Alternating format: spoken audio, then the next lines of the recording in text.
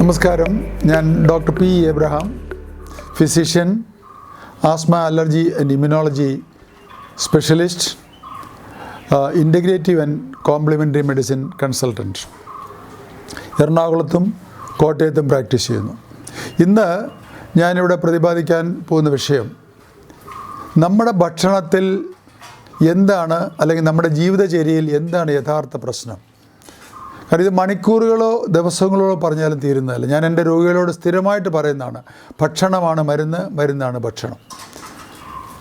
ഇതൊക്കെ നമ്മൾ തമാശ രൂപത്തിൽ അല്ലെങ്കിൽ ഒരു ഫോർ ദ സേക്ക് എന്ന് വേണമെങ്കിൽ പറയാം, അങ്ങനെ പറഞ്ഞ് ഒഴിയുന്നതല്ലാതെ യഥാർത്ഥത്തിൽ ഇന്ന് എന്തുകൊണ്ടാണ്, ഞാൻ പലരോടും ചോദിക്കും, 40 വയസ്സായാൽ നമ്മൾ മലയാളികളുടെ ഇടയിൽ ഒരു സർവേ നടത്തിയാൽ ഞാൻ പൂർണ്ണ ആരോഗ്യവാനാണ് അല്ലെങ്കിൽ ഞാൻ പൂർണ്ണ ആരോഗ്യവതിയാണെന്ന് ഒരു 40 വയസ്സായ ഒരു വ്യക്തിക്ക് ആത്മവിശ്വാസത്തോടെ പറയാൻ സാധിക്കുന്നില്ല. കാരണം 40 വയസ്സാകേണ്ട എല്ലാവരും ഒരു സ്ഥായിയായ രോഗാവസ്ഥയിലേക്ക്, അത് ആ ക്രോണിക് ഡിസീസിലേക്ക് പതുക്കെ വഴുതി വീഴുകയാണ്.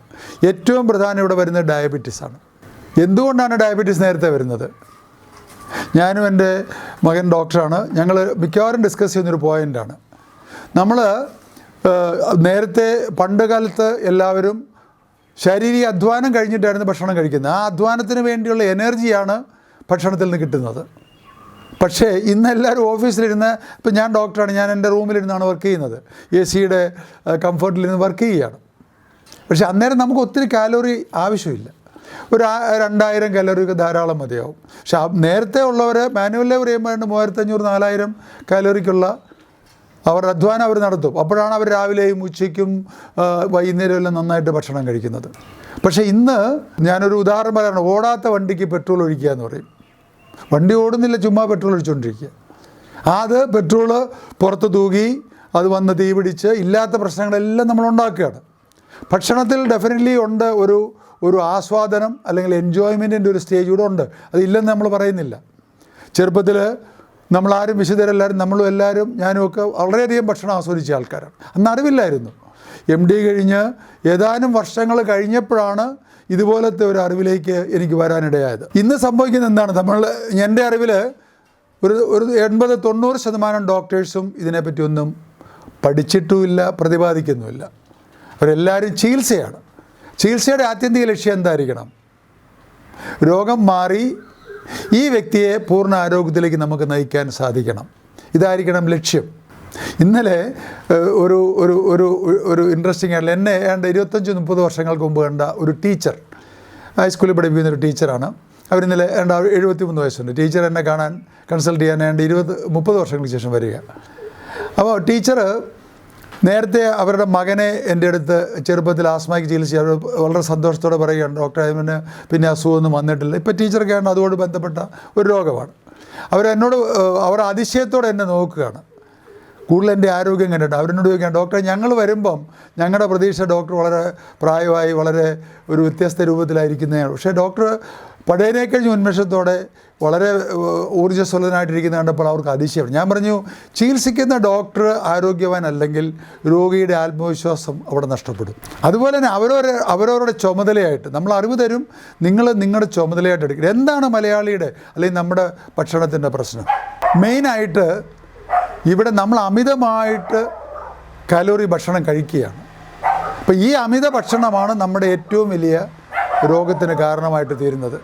പ്രധാനമായിട്ട് നമുക്ക് 3 തരം ഭക്ഷണങ്ങൾ, അന്നജമുണ്ട്, പ്രോട്ടീനുണ്ട്, അല്ലെങ്കിൽ മാംസ്യമുണ്ട്, അല്ലെങ്കിൽ കൊഴുപ്പ് അല്ലെങ്കിൽ ഫാറ്റുണ്ട്. ഇതിനെല്ലാം ഒരു പ്രപ്പോർഷൻ ഉണ്ട്. പ്രത്യേകിച്ച് അന്നജം നമ്മൾ ഏതാണ്ട് 40-50% മതി. ബാക്കി 30% നമ്മൾ പ്രോട്ടീൻ വേണം, ബാക്കി 20% ഫാറ്റും വേണം. പക്ഷേ നമ്മൾ ഫാറ്റ് എന്ന് പറയുന്നത്, ഒരു മുട്ട കഴിച്ചാൽ എല്ലാവരും അതിൻ്റെ ഉണ്ണി മാറ്റി വെച്ചാൽ മുട്ട. ഇന്ന് അമേരിക്കയിൽ പോലും പുതിയ പഠനങ്ങൾ തെളിയിക്കുന്നത് ഫുള്ളായിട്ട് മുട്ട കഴിക്കുക. കൊളസ്ട്രോൾ എന്ന് പറയുന്ന തിയറി കംപ്ലീറ്റ്ലി പോയി. കൊളസ്ട്രോളിനെ ആരും പേടിക്കണ്ട. ഇന്നൊരു സാധാരണ രോഗി പോലും പറയുന്നത് എന്താ, എനിക്ക് ഷുഗറും കൊളസ്ട്രോളും ഉണ്ട് ഡോക്ടറെ എന്ന് പറഞ്ഞു. കൊളസ്ട്രോളിനെ രോഗാവസ്ഥയിലേക്കാണ് ആളുകൾ മാറ്റിയത്.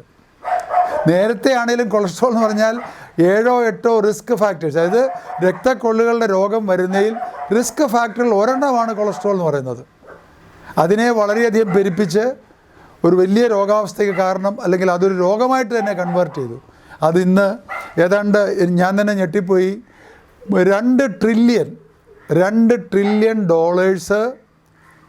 ഡെവലപ്ഡ് രാജ്യത്തിൽ നിന്ന് ഈ മരുന്ന് കമ്പനികൾ ഊറ്റിയെടുത്തു ഈ കൊളസ്ട്രോൾ ട്രീറ്റ്മെൻറ്റിൻ്റെ പേരിൽ. ഇല്ലാത്ത ഒരു രോഗാവസ്ഥയ്ക്ക് വേണ്ടിയിട്ട്. കൊളസ്ട്രോൾ എന്ന് പറയുന്നത് ഏതാണ്ട് 950 മില്ലിഗ്രാം കൊളസ്ട്രോൾ നമുക്ക് എല്ലാവർക്കും ഒരു ദിവസം വേണം, ഒരു അഡൽട്ടായിട്ടുള്ള വ്യക്തിക്ക്.